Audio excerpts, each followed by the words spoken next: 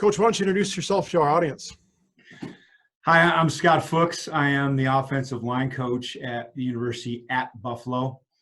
Originally from North Dakota, Minot, North Dakota. I played at North Dakota State University and coached at, kind of a long list of places I guess I coached at. But my first job was Valley City State University. I went to Eau Claire, Wisconsin. I was at the University of Minnesota Crookston, University of Nebraska Omaha, Grand Valley State University, Southern Illinois, and then was up at North Dakota State and Wyoming, and now I'm in Buffalo. So that's kind of a long list there. A couple of those schools actually don't have football anymore. Coach, since your time at NDSU, your offensive line play has been outstanding year in and year out. When you're recruiting offensive linemen, what are some of the things that you look for in a recruit, and what are some of the areas that you really focus on in your development of them? When we are looking at guys on film, just purely on the physical part of things, we're looking for athleticism first and foremost. Guys that are athletes. My prototype guy would probably be that 6'4" to 6'6" kid who's about 260 pounds that you can put the good weight on. Not really looking for just giant sized guys, but athleticism is the most important. Body control, change of direction, those things you can see on film. Like to see them use their hands, get some extension, play long. Can they bring their hips? I think some of those things that are hard to teach maybe, that if they can do it naturally, you feel good about it. In a lot of ways, I feel like blocking is natural. And if the kid looks like a natural blocker, a good athlete out there, that's what you're looking for off the film. Now, the things that I've been a little bit more interested in lately and talking with some guys, whether they're, NFL or college guys, what are the things that you really don't know? You don't give them a test or anything and try to figure out how hard they work, how committed they are, and those types of things. Those have become very interesting, trying to find out how hard will this guy actually work. Once he does get to college, how hard of a worker is he? Those things are hard to find out too. I mean, to be quite honest, you kind of research as much as you can, dig into the kid a little bit with a phone call and stuff like that. But that's the type of stuff that we would look for in recruiting. When it comes to developing guys, and I've kind of gone to this more so the last year or two, and talking with some people, but there's really, in fact, I actually have it hanging up in my office here. Probably can kind of see it behind me, but there's 5 things really that I think incorporate 5 things that are fundamentals that I think need to be taught every day in every drill that we do. Okay. Stance and start, for start, we just talk about angle of departure,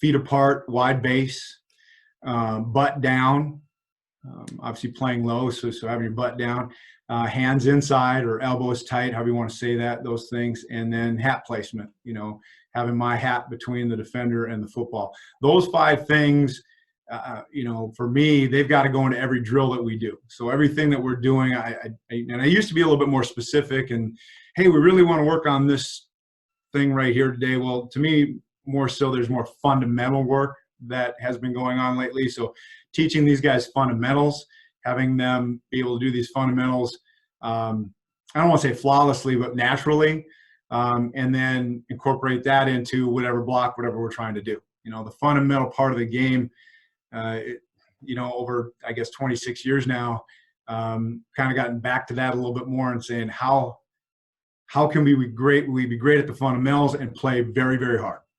So. Now, Coach, the A-gap power play has been a scheme that's been very productive for you at a lot of your stops, especially since North Dakota State. So for our listeners who aren't very familiar with it, what's the big difference between your traditional C-gap power and the version of A-gap power you're most familiar with? Okay, so A-gap power is probably a little bit of it's exactly what it is. We kind of, I don't know if we coined that phrase or anything like that, but that's what they told me what we were running. It's going to hit in the A-gap. It's going to hit the play side A-gap or the back side A-gap, and everything else was just C-gap power. So traditionally, when I would teach power before I got to North Dakota State, or talk about power, and you'd see, the running back kind of hit it and bounce it wide, and you'd see pullers kind of running and pulling around and getting spilled and not, they're getting on people, but not necessarily saying this is where the play is going to go. For A-gap power for us, the idea was it's going to go on the play side A-gap or the backside A-gap. We have to make that happen some way, somehow. So anything else that we did, or any other version of it that took us a little bit wider, where we said, okay, we know we're not necessarily going to try to force this in the A-gap. We're going to let this thing kind of play out, whether it goes wider or not, was going to be called C-gap power for us. So we got a little, I guess, kind of uppity about it and said, this is what we're going to do. This is how powers really ran. The whole idea, though, is in running A-gap power, and I know we'll get into this probably a little bit in a minute here, but the idea was making linebackers misfit this play and moving down linemen, which I think that probably works for a lot of different plays too. But for us, it was like, if there's nobody in the A-gap, if we can move the down guys, get them out of the A-gap somehow and insert the running back, insert the ball there, we got a shot. And linebackers are going to misfit it because they're going to have too big a hole to defend, or they're going to be running too far to thinking the play is going to bounce. All those things were going to happen, and that did happen quite a bit in the course of running that play over 10 years. So, play side A-gap to backside A-gap. I could even go further into it, but that's kind of how we looked at it, and I think when people look at the play, that's how they think of it now. Coach, and I think a lot of our listeners can relate, because Brian and I are both high school coaches. So a lot of our listeners are high school guys. When you talk about horizontal displacement and getting movement for the play side guard and the play side tackle, can that be difficult at times, especially if they're probably not as big as you want them, as strong as you want them, maybe inexperienced? And when you have that, what are some of the teaching points that you can give both the guard and the tackle to help execute that lateral down block? Okay.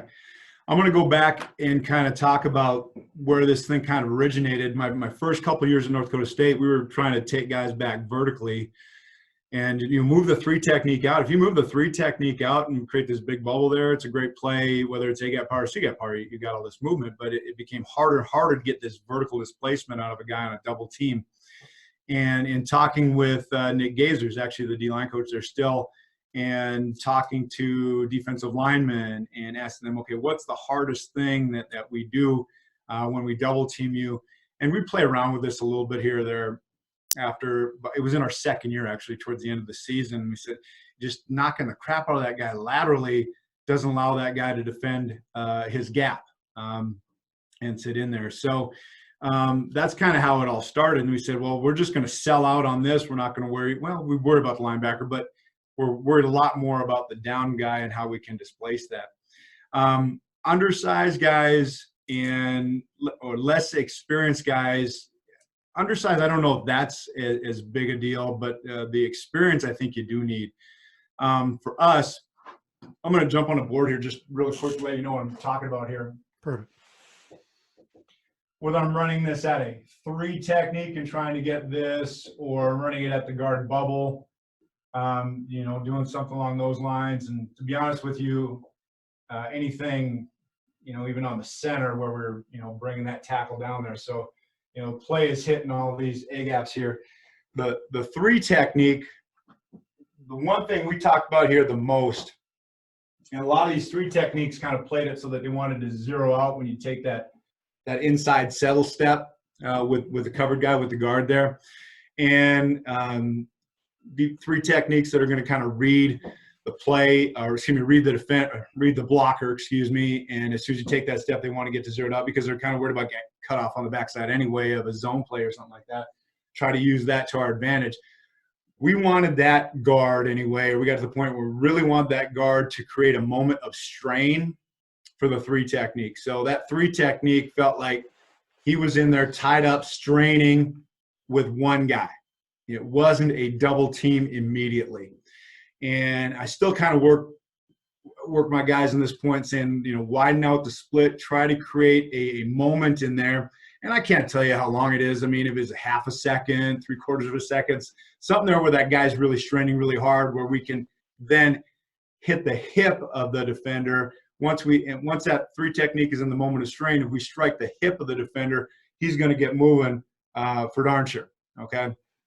And for me, the biggest thing for teaching those guys the tackles is I don't want to hit it in, like the moment that ball snap, they kind of both want to just come together like that. I want to create that strain and then hit the hip. You follow me there? Mm-hmm. But that doesn't always happen, which is fine. Okay. I mean, that's part of football. I mean, if you can get that, I think those would be the best things that would happen. But what I really stress with the tackles for the most part is do not play on their shoulder pads. Do not touch the defender's shoulders, okay? Anything up here, anything in the shoulder area is going to create that rotation. That defender can just kind of sit and rotate on himself and sit his hip down there. We always need to hit the hip. And I would stress that and exaggerate it. And you could say, well, maybe I'm just kind of hitting the soft side of the body as long as I'm not hitting the shoulders, and I'll go with that. But anytime you're hitting that center mass when that guy's in the moment of strain, that's what created the most movement for us, and that's really how we got to teaching that over and over again. A 2 technique we would treat like a 3 technique or a 2-eye. You know, even in this scenario, we talk about the tackle reinforcing this because we didn't want the guard to be by himself. So, you know, we're just creating a moment of strain on, let's say, a 2-eye or a G right here, and then the tackle. These worked out pretty nicely too because really the strain would happen. This would be a little bit further for the tackle to go, and then he'd finally get there and he would hit that guy in the hip and he'd go flying. You get a lot of good movement off that guard bubble look. We would reinforce with a tackle on anything. So you would say anything from a loose 3 technique on down to even a 0 nose. If we had a 0 nose, we would have the tackle reinforced. There would be some kind of double team. It wouldn't be just some sort of courtesy. I looked at it. It wasn't coming at me. I'm going to climb the linebacker. If we had to reinforce the back of the guard, let's say the guard cuts you off. You might see that in working a scenario like this or like this where the guard actually cuts off the tackle. We tell the tackle just reinforce the back of the guard. You know, just get the whole thing moving laterally that way. We wanted the lateral movement, and however we could get it that way, that was how we saw as the best way to do it. The looser the 3 gets, okay, and this kind of goes into movement a little bit, but the looser the 3 got, we did not allow the guard. Let me kind of redraw what I'm talking about here. I got this guy, and he's kind of sitting in the gap with me. I never allowed this guard to work back towards the B gap in this scenario because we always said there's something, you got to protect the A gap, you got to be protecting the A gap. Now this guy could play it this way, he could play it into me, he could do all those types of things, but I wasn't allowed to turn my shoulders back to that 3 because I'm always responsible for the play side A gap. Now in doing that, you kind of stress out your tackles sometimes if you got a guy that's playing it really loose that way.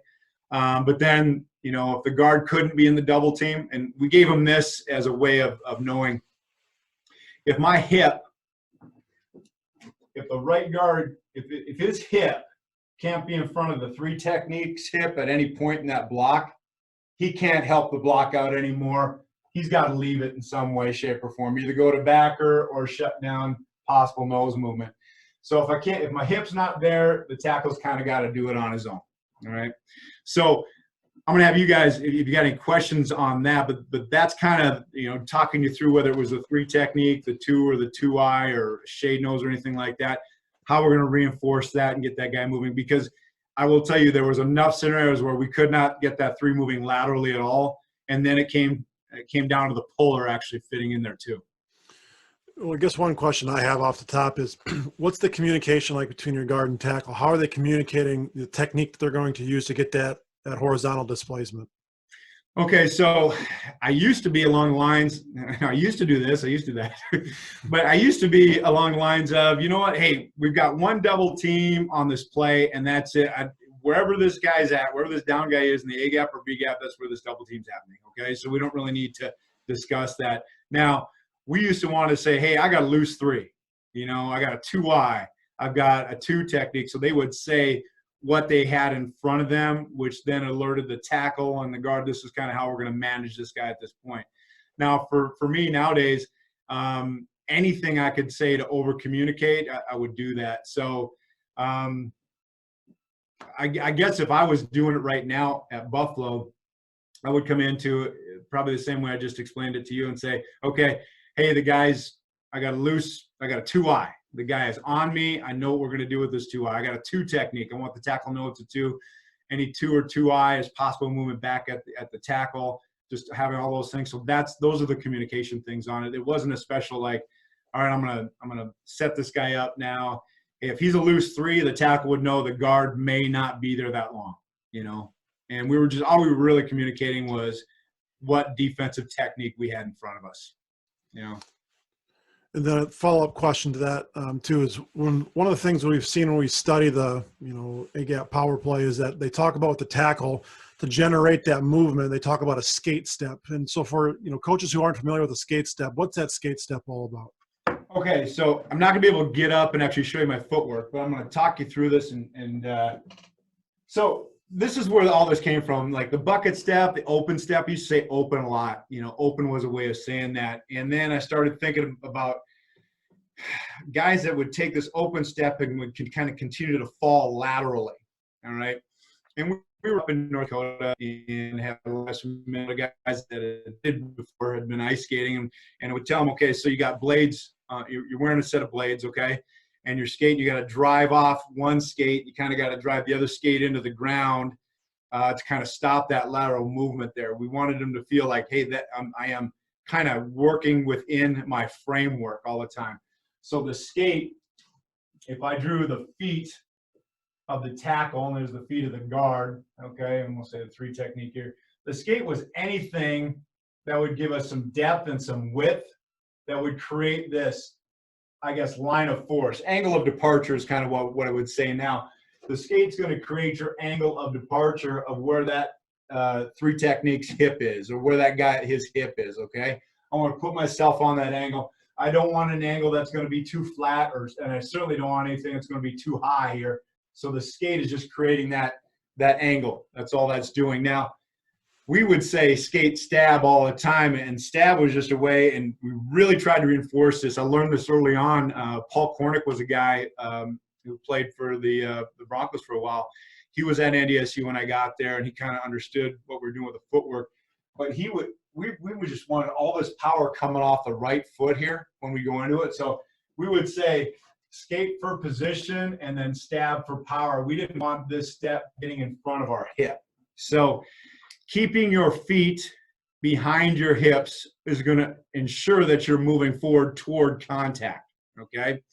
And these are things that are easy to understand and know, but when I see a kid, take a good skate step and then this one gets really long, we tell them, okay, when you put your foot in front of your hip, that's how you stop. That's how you stop running. That's how you stop walking. That's stopping all this force that you're creating. So we wanted to keep the foot behind the hip all the time. Now, if that guy was really far away, you might work a couple stabs into it. It might be a hitch into it or something like that. If the guy was right there as a 3 technique, we wanted to just skate stab right into that. So creating a line of force with our angle of departure off the skate. And that skate, again, we said skate, so we didn't continue to move that direction. We're just driving that into the ground and then stabbing this in the ground. And our stab, I would tell our guys, our stab is probably pick it up, put it down. And in saying that, I might get a guy who will stab it like 2 inches, maybe take a 2-inch step or something like that. So this foot actually going backwards and lateral, and this one staying in the ground and going out, kind of, I don't want to say it ensures that your feet are going to be behind your hips the whole time, but that's the idea. That's the thought process in trying to make sure that they're not taking these long steps to cover ground towards that block. They're taking these short steps. They're almost falling into that block, almost falling, and maybe they are, Coach, now on the flip side, what are the teaching points for your puller? And then on top of that, we'll kind of go through just what happens when the D-line starts to slant and you don't get the movement, so we're talking worst case scenario, we don't get any movement, we'll get into that. But when you start with your puller, where are we starting on day 1? Okay. So I made this comment at the Cool Clinic a few years back. And the idea here was we really did not teach them anything crazy about the pull. We just wanted to get a little depth and shuffle over there, okay? Now, the one thing, if I'm pulling towards the screen right now, the one thing that I thought was nice, was good thought process, is when I'm pulling and I'm shuffling and I'm staying square, I'm going to look right down my shoulder pad down the line of scrimmage. Okay. So while in the play, you might have it diagrammed up where you're going to block this linebacker in the play, but that's kind of misleading, to be quite honest. You're really fitting the play. So odds are pretty good that you're going to block that linebacker that you have it diagrammed up for, but it may not work out that way. So we were fitting it. So I was going to shuffle down the line, look down my shoulder. So I didn't open up my shoulders. I didn't want to open up and turn. So I was perpendicular to the line of scrimmage. I wanted to be square to the line of scrimmage.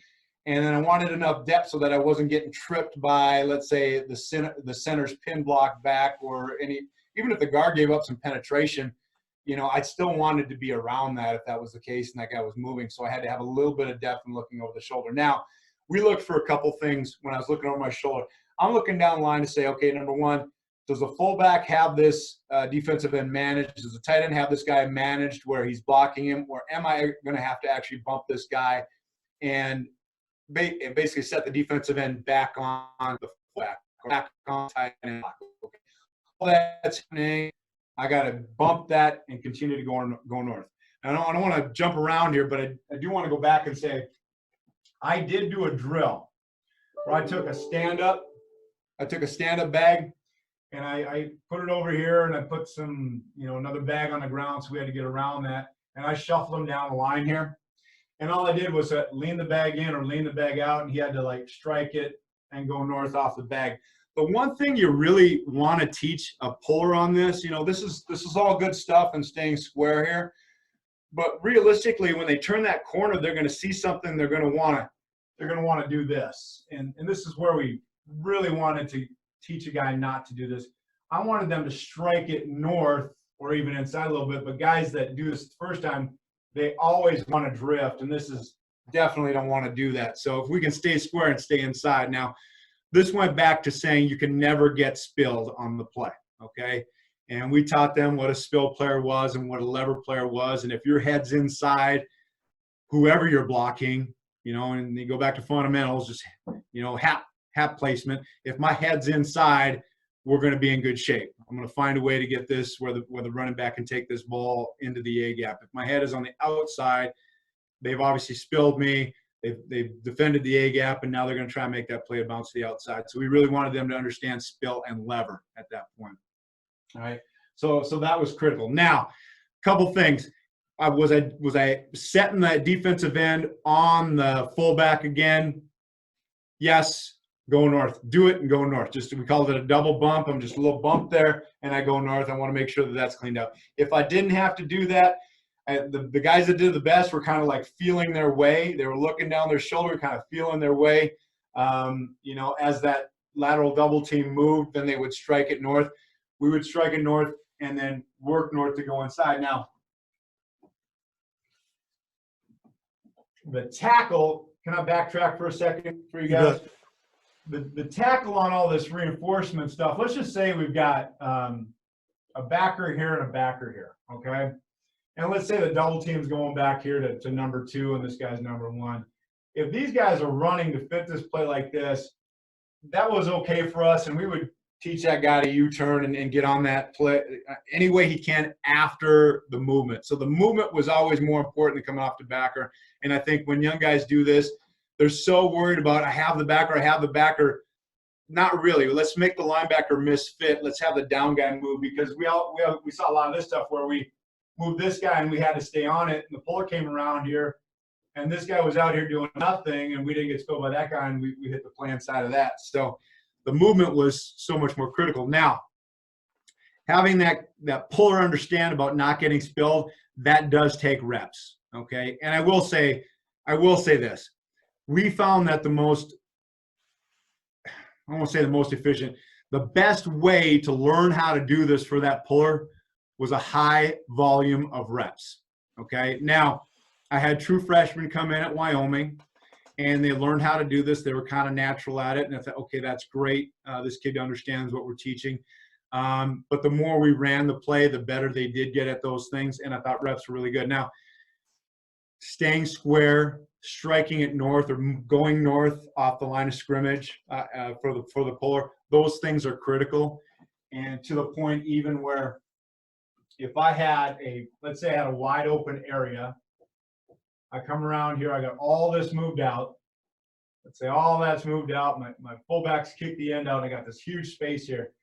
Even if my backer was going this way, I would still keep my shoulders square as I worked with that guy. I would never turn and go to block him out. I would want to be square all the way here because I know that guy would want to rally back inside. We're keeping that ball in the A gap.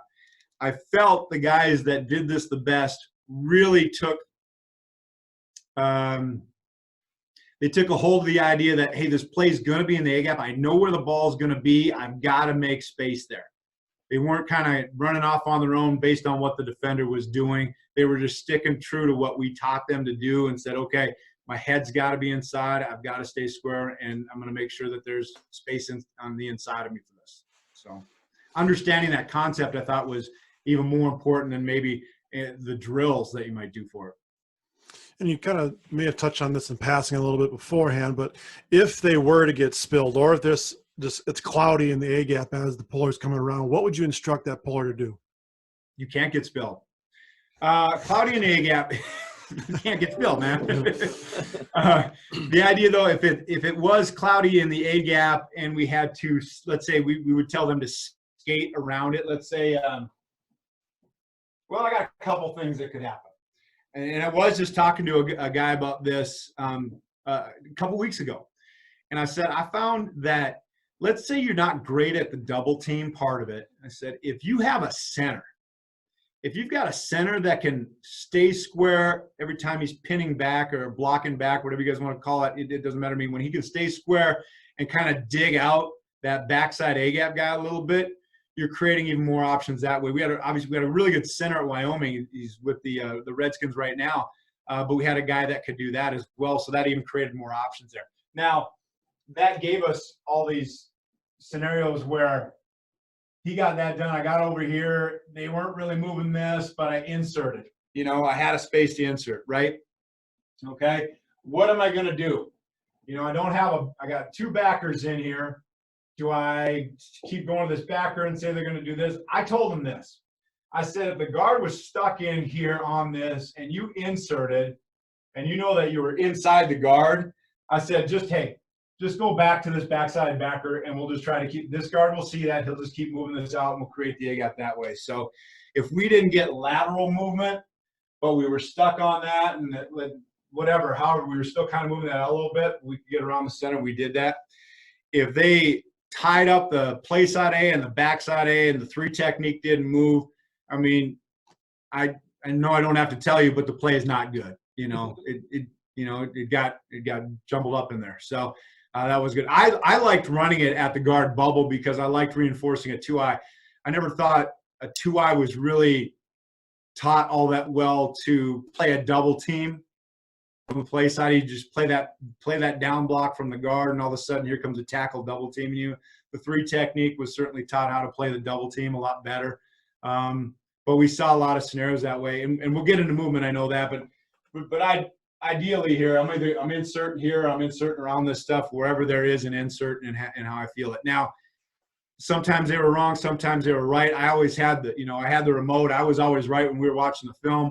But through the number of reps that they did over and over again, they did get pretty comfortable with it. I had a guy playing for me that started for 3 years, I think, when we were at Wyoming, and he did a fantastic job of just not getting spilled. I can't get spilled. So no matter what, when he got up in there, he'd have his back up in there, and he'd turn his back just to keep guys out of the hole and understanding that. So they did a pretty good job with it. And to go along with that, what are some of the ways that you're seeing defenses try to stop the A-gap run plays? Are you seeing a lot of bear front, and whatever fronts you are seeing, what are some of the adjustments you make to the scheme? Okay, so we got a lot of multiple front at Wyoming. We didn't get as much at North Dakota State, and I would say this: I believe it's a very good play for a 4-down front. A bear front was not all that bad for us either.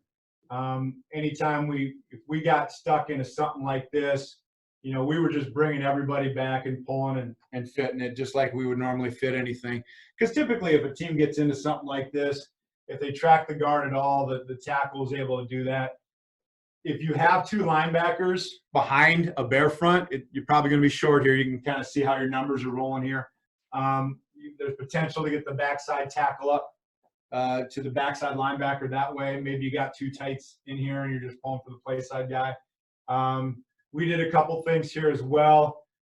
And this stuff gets kind of dicey now where, you know, he was cutting that off and we were kind of sinking him through and still coming down with the guard.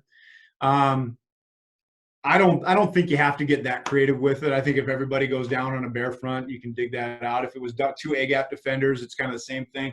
We're still double teaming that play side A-gap defender and pinning the backside A-gap defender. I will tell you, and I'm at Buffalo now, so we're not running A-gap power, so I've no problem talking about this right now, okay? I'm going to tell you what I did deal with and what I would say this is difficult for the play. Okay. So what we ended up seeing quite a bit, a lot of people are doing this now anyway, okay, but they're giving you the odd front with the 2-4 eyes. With me on that? So if I have this scenario, I have to start making some decisions as to how I'm going to manage this backer here, because now is the tackle blocking the 4 eyes? The 4 eye going to even let him get over there? Is the guard going to be the climb guy here? What are we doing? How we went about this basically, and we did this out of 11 personnel quite a bit. If it was 21 or 22 personnel, I'd probably keep everything on it. I'd do this, I'd do that, I'd bring the guard over, and I would just fit this. I would fit this. Am I double bumping his block, or did they move? You know, stuff like that, and I would just fit this guy in there. Maybe he doesn't get blocked. Maybe I'm going back for that still. Okay, but I would just fit that. If I have 11 personnel, though, it's a whole other story. In the fact that I'm not going to get all these guys blocked. So this ended up being a man scheme where he was manned up there. He was manned up on a backside. And I don't like this all that much, to be honest. But now this became my double team, and this became my pull. And I would fit this like I would fit, a fullback kicking out a defensive end or something like that. This was not as good because the double team on the 0 nose did not have the displacement that I wanted. You know, if we could have came down and just blasted this and not worried about this backer, I would have felt a lot better about it.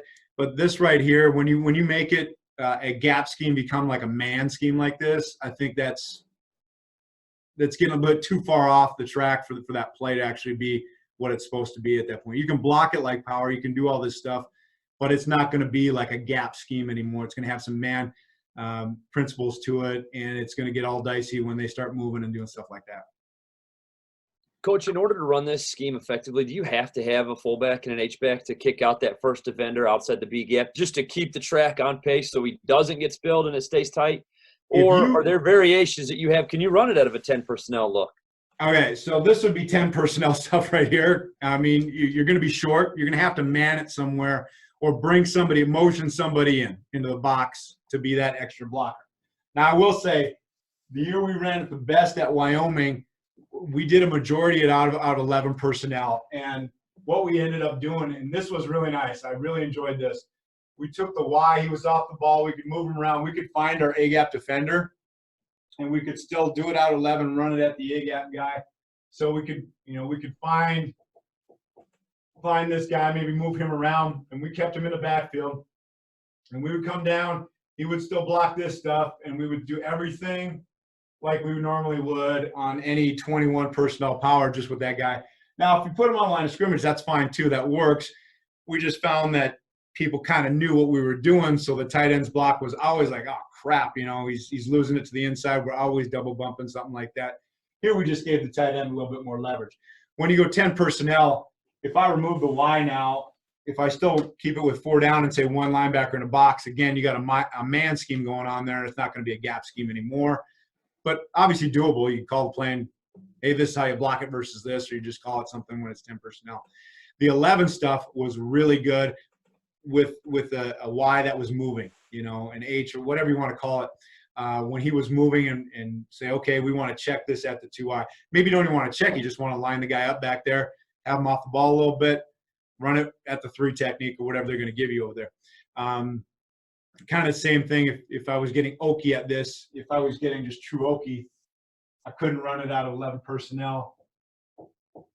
And I can't say many people have kind of done this, but if I, had 5 techniques with this and a 0, this would not be good out of 11 anymore. I'd have to have this guy off the line, bring him back over here, and again, run it away from that extra stuff.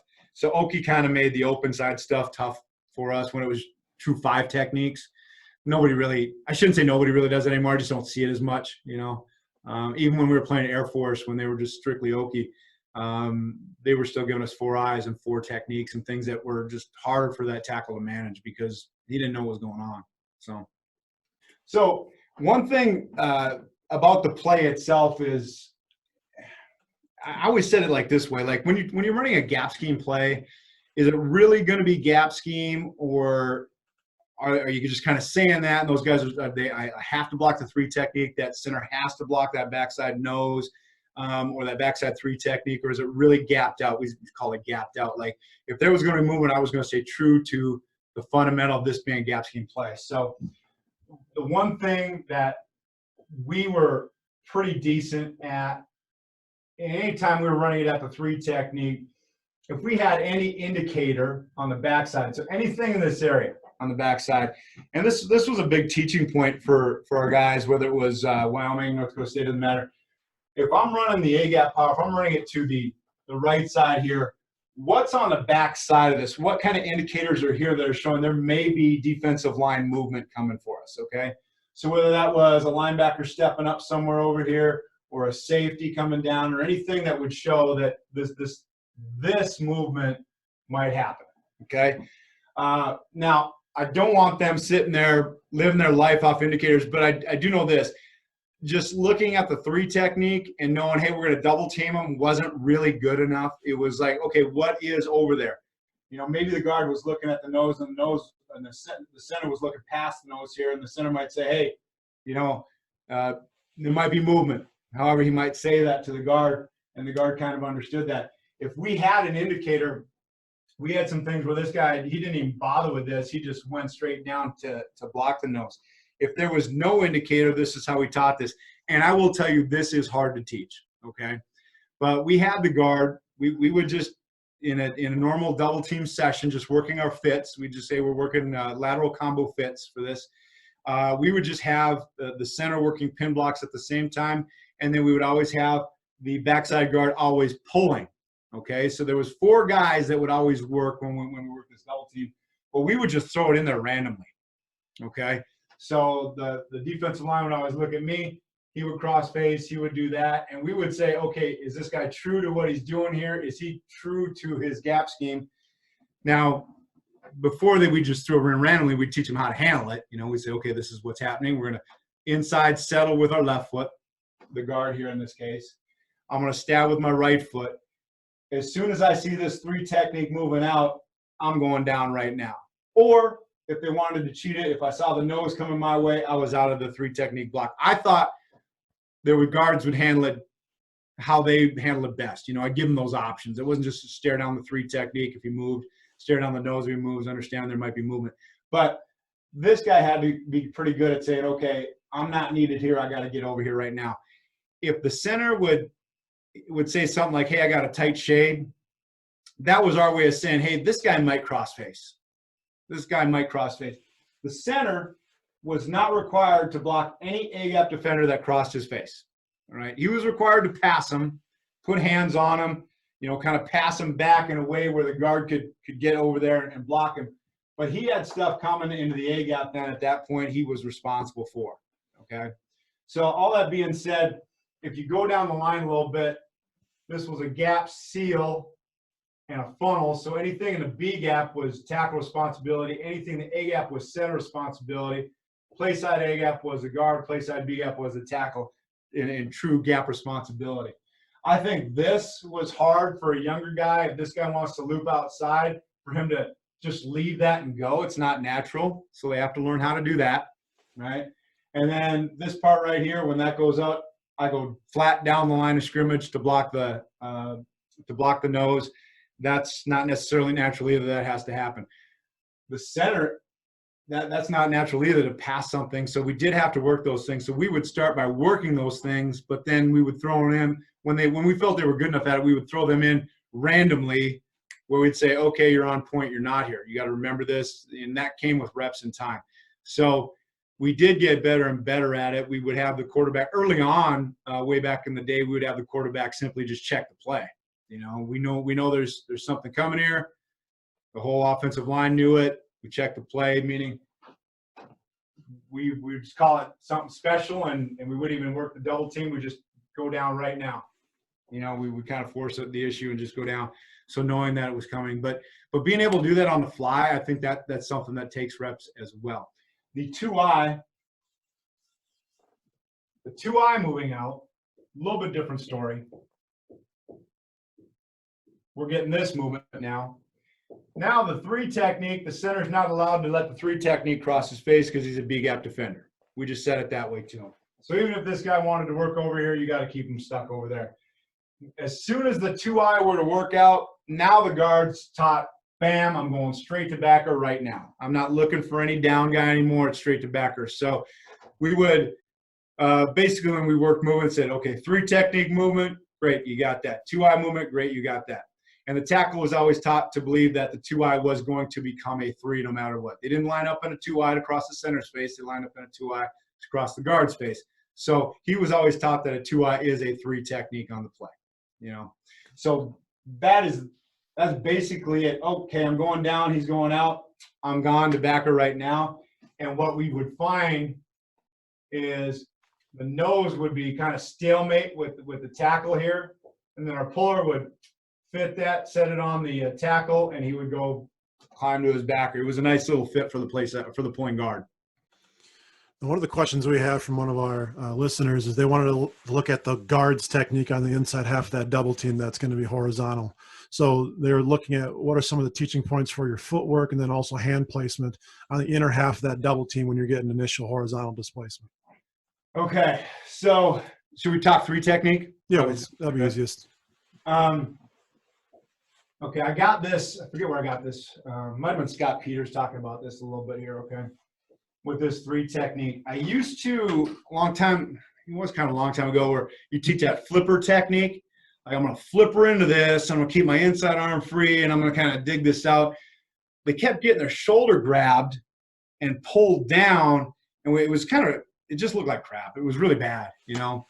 And what Peters had talked about is this clog technique, which I thought was really interesting, and where I'm going to talk about this right guard here right now, okay? He's settling with his inside foot. Now, that means his left foot is basically going to pick up and put down. It's just going to jab. It's not going to really get any width here. It's not going to be another way. It's just going to settle right there. The stab is probably going to bring my hip over a little bit, but I'm going to try to have my hips in front of that defender's hips. We kind of mentioned that before, okay? With the upper body, we would take, maybe I can stand back here enough here. Instead of flippering, we got into this deal where I want to get my elbow on my rib cage. I want to clog my rib cage right now, and I want to use this like with my hip, okay? So if my hips are coming, I can dig this out and work this. I really wanted to get this somewhere on the guy's body and just grab, take that thumb out a little bit and just clog my elbow and really work it that way. Maybe keep this inside arm free. But that clog technique, we went to that for probably 5 years and the first 5 years was a flipper, and I didn't like that. But now with the clog, I have a hand on something, and I'm down in here, and I can still kind of use my shoulder and my hips and all this other stuff. So that's where we like with that 3 technique. If it was a 2-eye, we would say, 2 hands, thumbs to throat, something that's going to put my hands right on the inside, and I'm going to work that guy just like I'm man blocking him, knowing that the tackle's coming down to reinforce that block. But the 3 technique clog idea, I really like quite a bit. I still use the clog in a lot of zone combinations, and certainly if any double team work that I'm doing, we want to clog the chest area. And the clog came from the fact that I was not going to give up my chest. I was going to have my elbow inside here, and that defender would have a hard time getting to my chest that way. Make sense? Yep, absolutely. And then follow-up question to that, they're talking about the running back's entry point and for the A-gap. Like obviously it's A-gap to A-gap, but what's the running back's key that's going to tell him that front side A-gap's full, so I should go to the backside A-gap? What's that read progression look like for the running back? So I believe this. I believe all the running backs that we had do this, that were really good at it, they all kind of have their own feel for it. And I know that's not a great answer, but a couple things that they were taught here. First off, the quarterback could not push them off the midline. They had to give them enough space to keep this nice and tight. So they're going play side A to backside A on this, okay?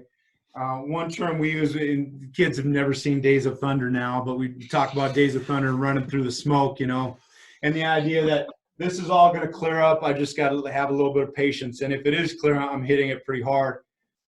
We wanted that guy to insert play side A or backside A based on what was there. Now, I will tell you this.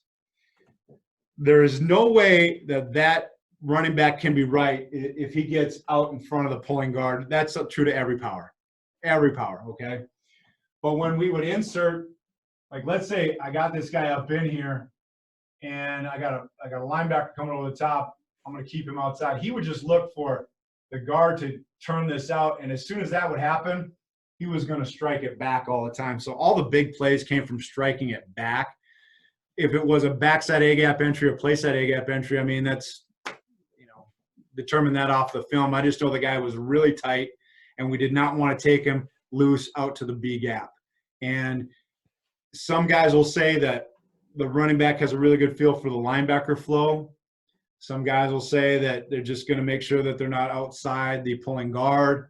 And some guys will say, just the idea of running through the smoke, I'm going to get up in there, I'm going to find a little seam, and I'm going to snake my way through it and get it done. But it wasn't – it was really important that they stayed on that track. That was number one. Stay on the track, trust the blocking, and then obviously know that we're not going to get spilled. We're teaching, so we're not going to get spilled. So when you get out there, if you break it out this way at all, you're definitely on your own, And sometimes those end up being great plays too. And then you look at your tight end here. Sorry to jump in here again in front of you, John. But, when I listen to the North Dakota State coaches talk about it a little bit this offseason, they talk about that tight end being a D-gap player first, if there's anything initially off the edge, and then climb into, your secondary defenders at, your safeties and whatnot. Is that kind of what you have always taught as well? Are they doing it with a fullback? No, this would be like out of 11 personnel or 21 personnel. The tight end. That guy was I don't know that we said D-gap player first. I think that's definitely important that he knows he can't have D-gap, C-gap penetration, and the idea there. But whatever was there, he was man on. So we could literally be lined up with this guy like in a 5 technique. And it's like, we're gone. You got to figure something out here on your own if you're in line like that. If they were backed off here, they'd still had to be head inside and take that. So if he said D-gap player, did he say D-gap player first or D-gap first? He was talking D-gap first, not D-gap player. And so he's just talking – a lot of times when he was explaining it, he was in 21 personnel. So he has his fullback still kicking out the first threat outside of the B-gap. And then he was talking about you have an attached tight end on the line of scrimmage. If there's like a defensive end, like a wide 7 technique, if you will, or anything like that. He talked about that. That would go back to this stuff when it's 21 personnel, wherever you got your fullback lined up, doesn't matter. However, let's say you get something and you get some other element here. He's like blocking the D. If this guy's just hanging out here, he took off to safety, okay? Because the idea was at the end of the day, this is where the play is hitting, okay? So all these guys that were kind of hanging out over here, I won't really say it on the podcast, but those guys they're nothing. They can go. They can put like 11 guys over here. We're running the play over here. So if this guy wasn't going to do anything, be a part of the play, or really kind of squash this down, he was going to take off. So he would be a D-gap guy first, and then get out of there that way. Once you go 11 personnel, that tight end he's got to man that guy up. That he's got to get that done. We weren't going to, exchange blocking responsibilities with the pulling guard and the tight end. It was just, you got to get it done however you can. Now, regardless of what, 11 personnel, and I've seen this happen. So if the guard's doing a good job, where this guy was just trying to get in here, as long as the tight end was attached to that guy, we could the guard can bump that and set that back onto the tight end. He can. And that can become a little double team there. If the tight end's not attached to it, he's like, oh, I got to get out of here. The guard has no shot at that point, And you go back to 11 personnel, you start teaching all this stuff versus movement, kind of brings up this point. And I don't know how deep you guys want to get into this, but you would still get this stuff happening where he's manned up here and they're still true to what's going on with the play. Where now it's 11 personnel, I got to know if this guy shows up here, I just got to take him on my own now, and block that. And we would teach this guy, he's just getting to a first backer. But if it's 11 personnel, now you don't have a fullback to handle that looping three, and now your point guard has to do it. That's another thing you're going to find out if you're running between 11 and 21. If you're going to get movement like this and your fullback's expected to kick this out, that's great. But if you get into 11, he ain't there anymore. So now your pulling guard has to do that.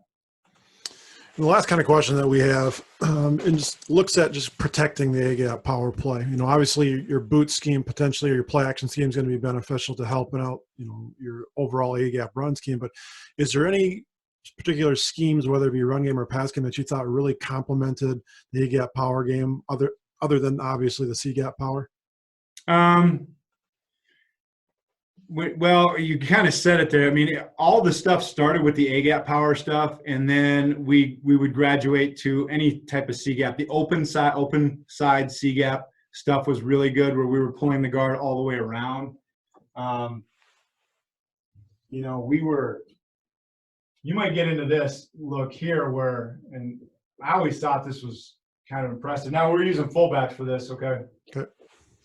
But let's say I'm not using a tight end here, and so I'm running to the open side on this whole deal. If they were so hard to spill that fullback just didn't have a shot, and teams will do that, it just doesn't have a shot to do it. We take the fullback, bypass him, he'd block the linebacker, and we bring that guard around and block the safety. I mean, we were playing Nevada. I mean, that might have been 3 touchdowns right there that were about 60 yards apiece, just because how hard they wanted to spill that. So any compliment off of, a really hard spill player, where you would take your puller to the outside. This is an example where we're obviously gaining a guy on the safety here. We would also run it to the open side where we weren't necessarily trying to gain, but we knew that, this end was going to spill really hard. So let's just bring you around here, keep you tight on this backer. Maybe the backer overflows it, but now it's a C-gap power play where if they're fitting the safety in the alley and this guy overruns it, he had a pretty good shot at hitting that thing in the C-gap too. So all the stuff that protected the A-gap power really was the C-gap power stuff. We ran a lot of power pass, which I liked. I didn't really like it out of the pistol all that well. I thought it changed some things up on us, but power pass was the play action off it. We had some power naked too, I guess. That was pretty interesting as well. I don't know that really protected the play so much as the C-gap power stuff, but anything you run C-gap beyond that, because if they get really good at defending A-gap power, you want to take advantage of that as well, so we can go back and forth. That's a great question though, because there was a whole laundry list of these are the things that we're going to do to the tight end side and to the open side, depending on what they're giving us.